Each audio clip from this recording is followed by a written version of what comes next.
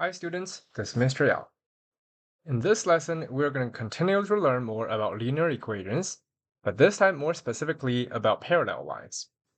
Prior knowledge, are the lines parallel or not? You're given three graphs. It should be quite obvious that B and C are not parallel, but these two lines are parallel because it appears that they will never meet. Also, if you check their slopes, they are exactly the same slope, which means they kind of tilted the same way. And B is gonna intersect right outside the graph, and C is already out intersecting. So parallel. The notation, these are like a pair of mini parallel lines.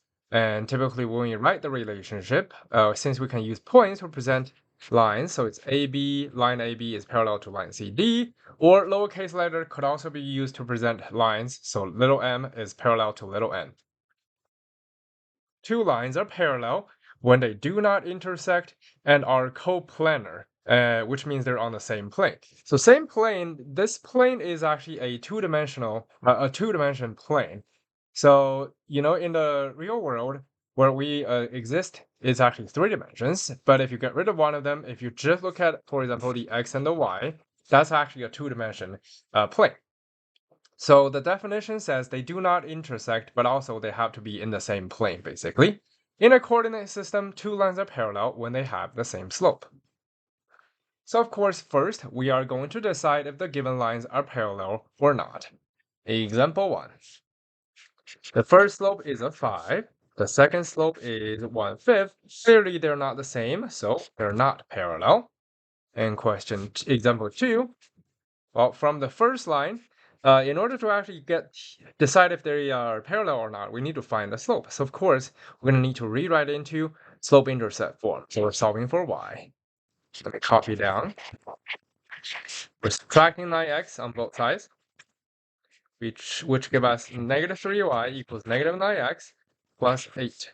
So we're going to divide everything by negative 3 to get rid of that. So y equals 3x minus 8/3. That's the first line. The second line, we just need to add 4 on both sides, which is 3x plus 4. The first slope is a 3. The second slope is also a 3. They are parallel. Example 3, same thing. 7x minus 2y equals 4. Subtract 7x over. We got negative 2y equals negative 7x plus 4. Divide everything by a negative 2. We got y equals 7/2 minus 2. As for the second line, same thing. We're going to subtract 14x over, which gives us negative 4y equals negative 14x plus 8. Divide both sides by a negative 4. That's going to give us y equals 7/2 x minus 2. And as you can see, yes, they do have the same slope. However, they also have the same intercept. So they're not two separate lines. They're exactly the same line, which still means they are not parallel because they actually overlapped. Next, example 4, 5, and 6. You are given pairs of points. Technically, to be more precise, after you check their slope, you do also need to check if they're going through the same intercept or not. But for here, we're just focusing on the slopes. So we're going to use the slopes to decide if they're parallel or not, instead of actually being more thorough and consider the y-intercepts as well. So let's just solve the slope. The first one, 4 minus 0. I'm going to remind you about the slope formula. y2 minus y1 over x2 minus x1. So it's the second y coordinate subtracting the first y coordinate. And on the bottom is the second x coordinate subtracting the first x coordinate. So 7 minus 1. That's 4 over 6, which simplifies to be 2/3. Second line, 6 minus 0, 3 minus negative 6. There's a 6 over 9 because that becomes a 3 plus 6, which is 2/3 as well. And in that case, we'll consider them to be parallel. Again, technically, you are supposed to find their equations to make sure they're also not going through the same y-intercept to say they are parallel. But for here, we're just going to check the slopes. And we're going to use the slopes to decide instead of also checking the y-intercepts. Okay. Example 5, negative 2 minus 1 on the top. Negative 7 minus negative 3 on the bottom. So that's a 3. Negative 3 over negative 4. Simplifies to be 3/4. The second line, 4 minus negative 2, 10 minus 2. we got a 6 over 8 simplified to be a 3 over 4 as well. And example 6, the first slope is 7 minus 3, and the second one is -5 minus -9. So we got a 4 over 4, which is a 1. The second one, 2 minus 6, then is a -7 minus a -11, which is a -4 over a 4. That simplifies to be a -1. That is example 6. Well, so clearly they're not parallel because they are not the same slope. So that's number 6. Moving on. Create an equation for the line that passes through the point shown and is parallel to the line shown. So because the lines need to be parallel to the ones given to us, of course, we got to identify the slope from the given line so that we can use that slope. So from the point and another point up 2 over 1. So the slope is 2 over 1, which is a 2, which means the slope that we need is also a 2. Now, the question said, create an equation. It didn't say it has to be a slope-intercept form. So if you actually know the slope and you're given a point, the best way to do it, the easiest equation to write is a point-slope form because you have a point and a slope. The point itself is 2. So my equation is going to be y minus 2. This 2 is actually the y coordinate equals 2. Well, this is the slope times x minus 2, and this is my x-intercept. So let me quickly remind you what point-slope form look like again. Y minus y1 equals m times x minus x1. There you go. Now you can pause here and try example 8. Okay, so first, we're going to need to identify the slope that is given to us. That's a solid point on the grid. So it's down to which is -2 over 1. So the slope is -2 over 1, which is a -2. And we found the slope, we're given the point, which is 2, -1. So we can clearly use these information to write the point slope form. Y is going to be y minus -1, now becomes y plus 1, and this comes from the y coordinate, equals -2 is my slope, and then it's x minus 2. Is x subtracting x1 because x1 is a 2, so it's x minus 2.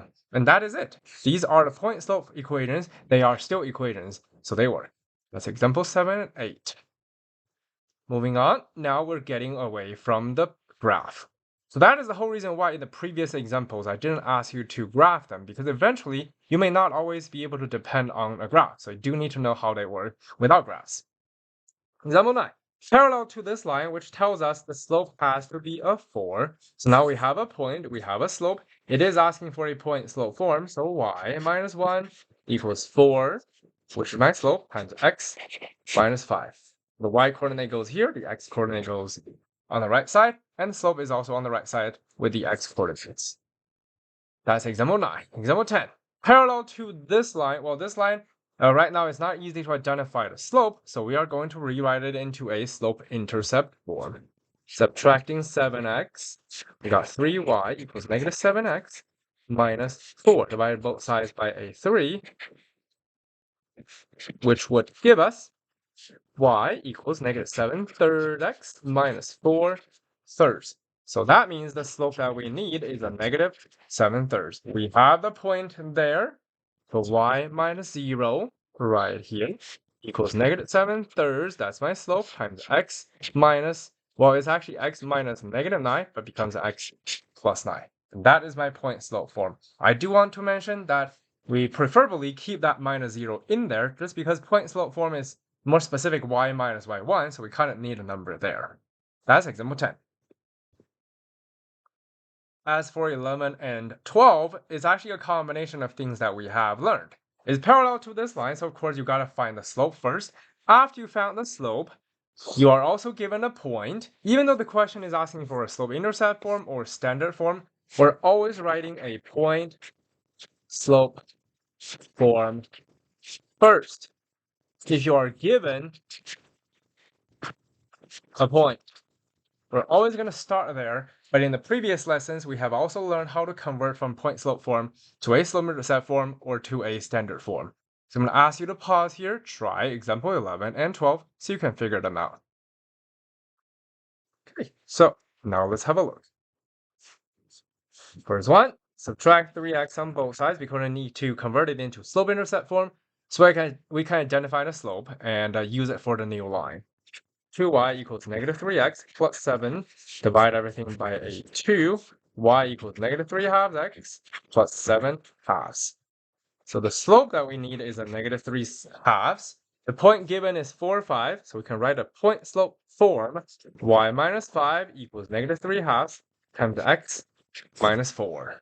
Afterwards, since the question asks you for the slope-intercept form, we're going to convert it to slope-intercept form. Distribute y minus 5 equals negative 3 halves x. Negative 3 halves times the negative 4 is a plus 6.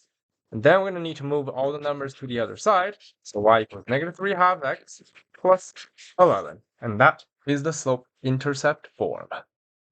Example 12, same thing. We got to solve for y to get into slope-intercept form with a given equation. So we got 5y equals 2x plus 10. Divide both sides by a 5, y equals 2 over 5x plus 2. So the slope that we need is a 2 over 5. One thing I do want to mention, some of you might be like, oh, okay, I have converted the given equation into a slope-intercept form, so I'm done. But it's not, because the question said, write the new equation in slope-intercept form, right? The new equation in standard form. The new equation comes from the slope that we need and the point that is given to us. And the new equation is parallel to the one that we have converted. So a reminder, even if you have converted the given one, we're not done. We just need to find a new one. So we have the slope now, we have the point.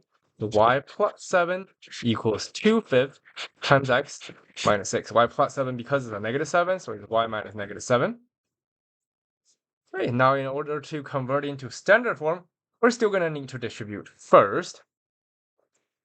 Distribute y plus 7 equals 2/5 x minus 12 over 5.